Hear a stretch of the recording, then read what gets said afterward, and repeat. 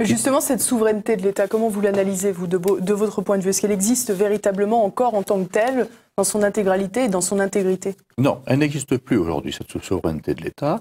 Souveraineté nationale n'existe plus. Elle a été très largement, comment dire, vendue, si je peux dire, en partie à l'Europe, en grande partie aux États-Unis. Prenons le cas des États-Unis. Il est tout à fait évident que la France doit être amie des États-Unis. Amie.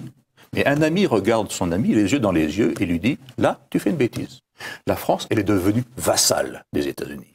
Et un vassal, il baisse les yeux et dit « Oui, chef ». Voilà l'état dans lequel est la France aujourd'hui à l'égard des États-Unis. C'est indigne. C'est totalement indigne de la France. Et les Français le ressentent profondément, y compris dans les villages, dans les campagnes. Notre souveraineté nationale, je crois qu'elle n'existe plus du tout aujourd'hui. Il faut la rétablir. C'est impératif. Et je sais que les Français le souhaitent, ce qui ne veut pas dire être agressif à l'égard des autres, au contraire. Mais une personne, une nation, c'est grosso modo comme une personne. Une personne ne peut avoir des relations saines et sereines et amicales avec quelqu'un d'autre que si elle est souveraine d'elle-même, que si elle est libre. Et c'est pareil pour une nation, et surtout pour la France. Et vous croyez possible de restaurer cette souveraineté? Bien sûr, mais bien sûr que c'est tout à fait possible. Et c'est nécessaire. Et je suis persuadé que les Français le veulent. Faisons aujourd'hui un référendum.